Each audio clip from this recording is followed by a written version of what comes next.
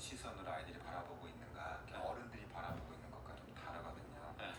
물론 여러 가지가 있죠. 뭐 신체 고통이 있고 정신적 고통이 있고, 일단 단순하게 나누면 신체적이든 정신적이든 보호자 입장에서 우리 아이가 아프다고 말하는 걸 이걸 어떻게 바라봐줘야 될지가 무척 중요한데요. 대부분의 아이들이 가장 공감받고 싶은 순간이 이제 힘들고 아플 때, 또 뭔가로부터 고통받고 있을 때, 이제 그때잖아요. 문제는 똑같은 고통이지만 이제 아이의 시선과 어른의 시선 격차가 너무 커서 그 순간 이제 고통 더하기 이제 외롭다고까지 느껴지는 거예요. 제대로 된 공감이 안 되면. 또 아이들은 고통과 아픔을 어떻게 바라보는지 그 시선을 따라가 보면 이제 아이들에게 필요한 공감을 해줄 수 있게 되고요. 또 아이들이 이 고통을 또 스스로 마주도 해야 되잖아요. 이제 그렇게 해야 또 스트레스 저항력도 높일 수 있고, 이제 그런 이야기들 한번 같이 해보겠습니다. 물리적으로 뭐 부상을 당했다거나 막 이런 거 말고 감정적인 부분에 좀 치중해서 얘기를 하다 보면 모르잖아요. 감정적인 게 다쳤는지 아픈지. 그렇죠. 다만 그때 표현으로 볼 수 있는 게 이제 눈물이거든요. 울고 아이가 갑자기 뭐 화나서 울거나 아니면 뭐 억울해서 울거나 뭘해서 울거나 하여튼 그런 경우에. 근데 또 그렇다고 다 모든 걸 다 공감을 해줘야 되는 건가 싶기도 하고요. 그 고통이라는 건 사실 세분화돼야 되거든요. 그런데 이게 고통을 세분화시키지 못하는 아이일수록 5, 6학년인데도 어른들이 보기에 별거 아닌 것 같은데 일단 울어요. 상처 조금 났다고 울고, 그럼 정말 위로를 해줘야 되는 건지 막 고민이 되죠. 순간적으로.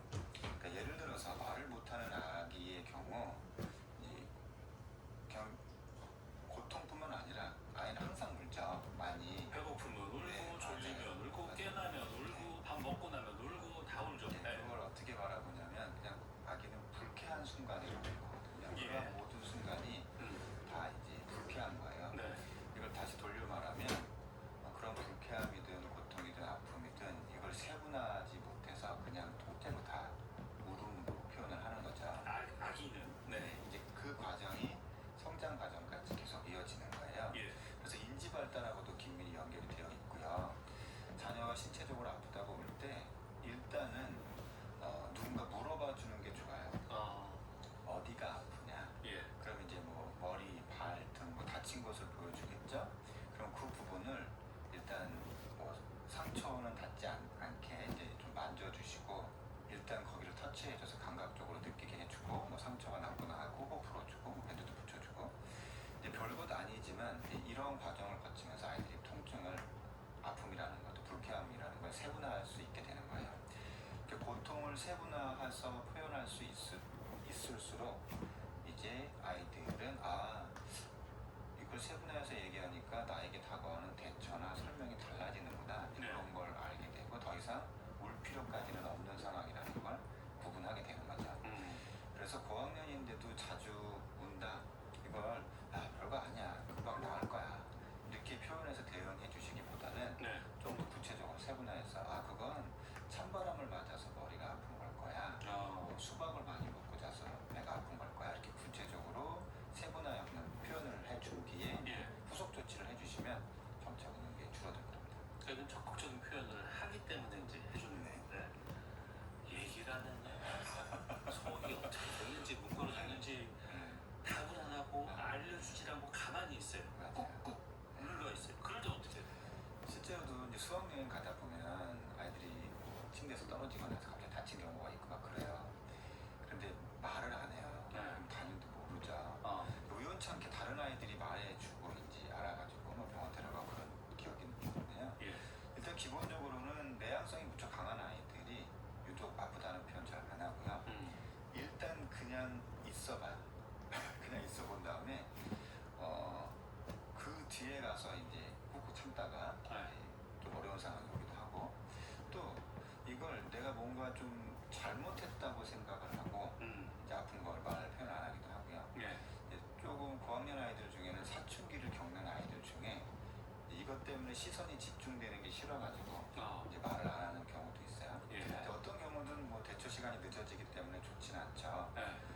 그래서 일단 기본적으로 어릴 때부터 모든 아픔은 다 표현할 수 있어야 된다라는 걸 기본 전제로 자주 일상에서 보여주셔야 돼요. 이건 부정적인 감정도 마찬가지예요. 예. 이제 또 비슷하게 부정적 감정도 유달리 표현을 못 하시는 어른들도 있잖아요. 네. 이제 아파도 참는 부모를 보고 성장하신 분들이 그런 분들이 지금 많아요. 그래서 일단 어른부터 내가 아프면 그냥 아프다고 말하고요. 병원을 가거나 아니면 적어도 약을 찾아서 먹는 모습을 보이시는 게 좋아요. 예. 이제 동화책 중에도 뭐 엄마 아빠는 뭐 동화책 속에서 막 슈퍼 영웅처럼 슈퍼맘처럼 슈퍼 데디처럼 막 나오고 하는데 이제 그렇게 하시지 말고 아이들이 아프다는 표현을 자유롭게 하기 위해서는 부모님들도 일단 아프면 아프다는 걸 아이들한테 얘기하고 약도 드시고 그런 모습이 좋습니다. 아이건 부모건 모든 아픔은 다 표현할 수 있는 게 좋다. 네. 근데 별로 아프지도 않은 과하게 나스하고 하는 친구들도 있어요. 자, 그럴 땐 어떻게 해요? 이게 그 아이는 진짜 그 통증을 느낄 수 있어요. 이게 무슨 말이냐면 예. 예전에 비슷했던 두려웠던 경험이 실제로 통증을 확대시키기도 하거든요. 예. 두려움이 통증에 대한 인식을 이제 증폭시키는 건데 실제 그만큼 아프다고 느끼기도 하고요. 특히 지금보다 더 어릴 적에 어떤 통증 관련 부정적인 경험이 있었다면 이게 두려움으로 인해서 인지적으로 고통을 이제 증폭시키는 거예요. 예. 그래서 소아과 가보면 아직 주사를 받지도 않았는데 아프다고 막 맞아요. 이미 맞아요. 인지를 그렇게 한 상황이기 때문인 거예요. 예. 그래서 이러한 부정적인 경험은 적극적인 직면놀이를 통해서 어느 정도 전환이 가능해요. 네. 그래서 미리 아이랑 병원놀이도 하고요. 병원놀이 하면서 아주 친절한 의사, 간호사 역할 이걸 이제 보호자가 해주는 거죠. 그리고 주사 맞는 것에 대한 고통을 정의 내려주는 거예요. 인지할 수 있게. 예를 들면 조금 따끔해요. 약간 뻐근할 거예요. 하지만 주사를 맞고 나면 감기가 금방 나으실 거예요. 이런 설명을 하면서 병원놀이를 하는 거죠. 그리고 병원놀이 중에 이제 주사를 맞고 나면 주사 정말 잘 맞으시네요. 이런 칭찬도 많이 덧붙이시고. 전에 아프면 배 아프면 특히 엄마 손 약손이라서 배를 주물러 주면 진짜 안 아팠거든요. 예, 맞아요. 효과가 있죠. 이게 안정감 있는 보호자는 그냥 그 보호자가 존재하는 것만으로도 통증을 완화시킬 수가 있어요. 예전에 이제 대구 가톨릭 대학교에서 실험한 적이 있는데 엄마의 목소리를 녹음하고 전신마취 수술 받고 깨어나는 아이들에게 엄마 목소리를 들려줬어요. 예. 이제 큰 수술을 받고 깨어난 그 힘든 상황에서 이제 고통스러워하는 선망 증상이라는 게 보통 보이는데 예. 이렇게 엄마 목소리를 녹음해서 들려준 것만으로도 선망 증상을 상당 부분 완화해 주었다는 그런 보고서가 있어요. 그러니까 엄마 목소리만으로도 엄마가 옆에 있다고 느끼고 아이가 마취해서 깨어나는 과정 중에 안정감을 느낀 거죠. 근데 이건 어디까지나 안정감이 형성된 보호자의 경우에 그런 거고요. 예. 그 반대의 경험을 하는 것도 있어요. 반대 경우는 뭐예요? 보호자가 있어서 오히려 더 아픈 거죠. 그러니까 보호자의 시선만으로도 고통을 배가시키는 거예요. 예. 실제로 막 평소에 화를 잘 내고 자녀에게 이제 분노를 표현하셨던 이제 그런 경우 그러한 시선을 느꼈던 아이의 뇌파를 검사해 봤는데 예. 이제 엄마의 사진이나 이렇게 시선을 느꼈을 때 그 뇌파에서 어떤 반응이 일어났냐면 갑자기 산행하다가 뱀을 만났을 때 공포감을 느끼는 뇌파 비슷하게 나왔어요. 엄마를 대할 때가 엄마를 봤을 때. 네. 그래서 보호자가 평소 어떤 존재감을 보였느냐에 따라 이제 아이는 엄청난 고통에서 안정제 역할을 하기도 하고 고통이 아닌 상황임에도 불구하고 오히려 통증을 느끼게 되기도 하고 그런 거죠. 살면서 고통이나 통증을 안 느낄 수는 없어요. 그렇죠. 느낄 수는 있지만 제어가 가능하고 나름대로 그걸 극복할 수 있는 힘을 어떻게 하면 키울 수 있을까요? 그 고통을 마주하는 사람들의 심리에서 가장 힘든 부분이 뭐냐면 그 고통의 강도보다 고통의 지속성이 더 고통을 배가시킨다 그래요. 예. 그러니까 강한 고통이지만 이것이 어느 정도 회복될 거라는 판단이 들면 그러니까 지속성이 계속 있는 게 아닌 거죠. 그러면 그 순간 고통이 견딜 수 있다라고 어느 정도 판단이 되고요. 예. 실제 느끼는 고통도 경감하는 효과가 있다고 그래요. 그런데 이 고통이 계속될 것 같고 그러니까 작은 고통이지만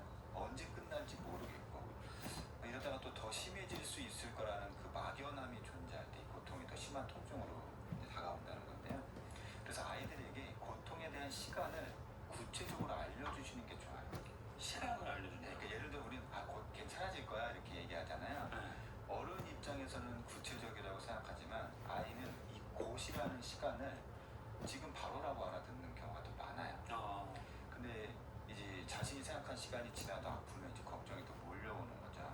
그래서 이런 거죠. 한 달 정도는 깁스를 하고 있으면 나을 거야. 지금 좀 쓰리고 따갑겠지만 소독했으니까 한 3시간 정도 지나면 쓰린 게 좀 가라앉을 거야. 물론 부모 입장에서 정확한 시간을 맞출 수는 없죠. 하지만 경험상 말해줄 수 있는 범위에서 숫자까지 구체적으로 말해주시면 이제 아이가 그 고통을 인지적으로 바라보고 견디는 데 도움이 되는 거예요. 이게 지속성이 어느 순간 끊긴다는 걸 아는 순간부터요. 그래서 구체적인 숫자로 알려주시는 게 그 시간을 견디는 데 힘을 줄 수가 있어요. 아픈데 나 괜찮다고 어른처럼 행동하는 애들이 있어요. 있죠. 그건 어때요? 심리적으로는 괜찮은 경우보다 그렇지 않은 경우가 더 많아요. 그러니까 우리가 보통 너무 일찍 철들어 버렸다 이렇게 표현하는 아이들이죠. 이제 어린 나이임에도 불구하고 삶의 책임을 이제 느껴버리는 건데, 뭐 이게 긍정적 표현으로 쓸 때도 있고, 뭐 동시에 이제 안타까움이 묻어있는 건 사실이고요. 저는 이제 교실에서 좀 일찍 철든 아이의 경우는 좀 주의 있게 살펴보고 있어요. 겉으로 보기에는 담임이 보기에 철든 아이처럼, 그리고 또 사실 그 아이들은 별로 신경 안 써도 교실에서 문제를 일으키거나 하지 않거든요. 그런데 안으로는 좀 우울을 누적시키고 있는 경우를 종종 봐요. 얘는 일찍 철들어서 참 성실한데 그 성실함이 내적으로는 이제 우울도 같이 꾸준하게 차곡차곡 이제 쌓고 있는 거죠. 이제 가랑비 옷 젖듯이 때문에 어떤 본인이 지지 않아도 되는 책임들까지 쌓이는데, 이게 누적되면 사실 청소년이 돼서 점차 표정이 사라져요. 지금은 아니고 예전에 뭐그 집안에 가장이라 해서 뭐 장남이 어쨌고 막 이런 얘기 했었잖아요.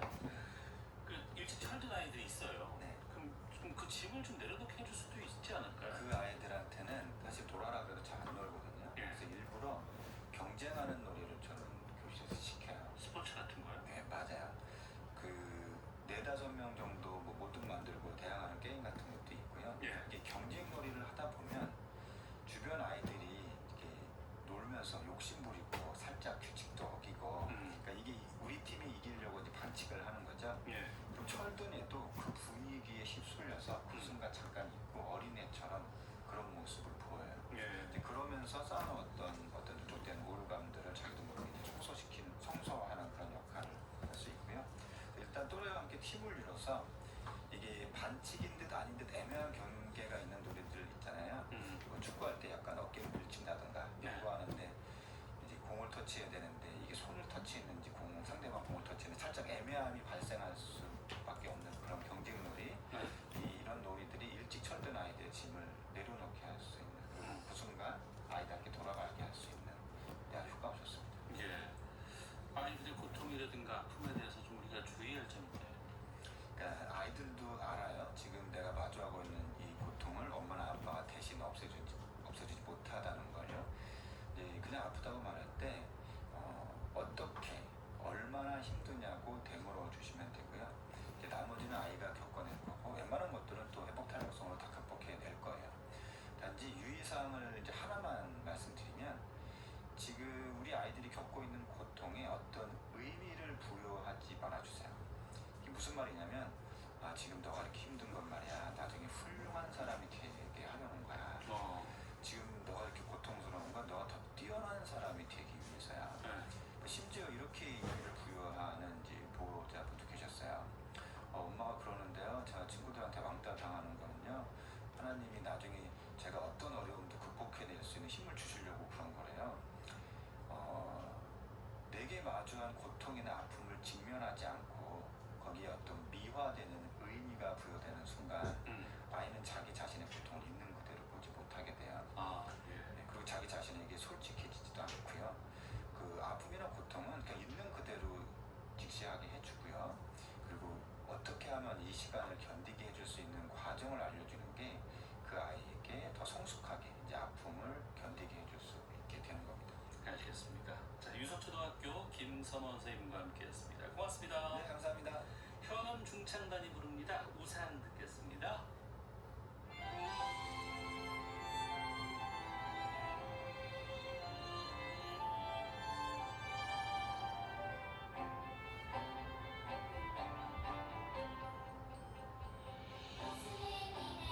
스님이 내리는 아침에 우산 셋이 나란히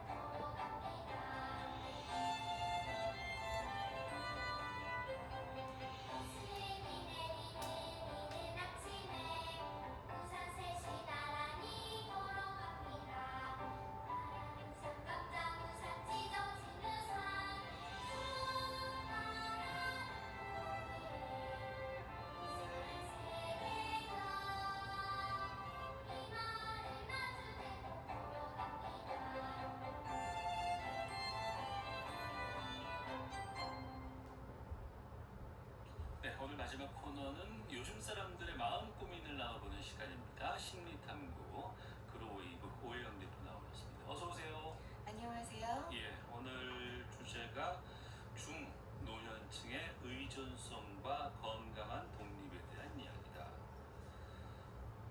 아니 다 어르신들인데 이분들이 의존성하고 독립 문제를 고민해요?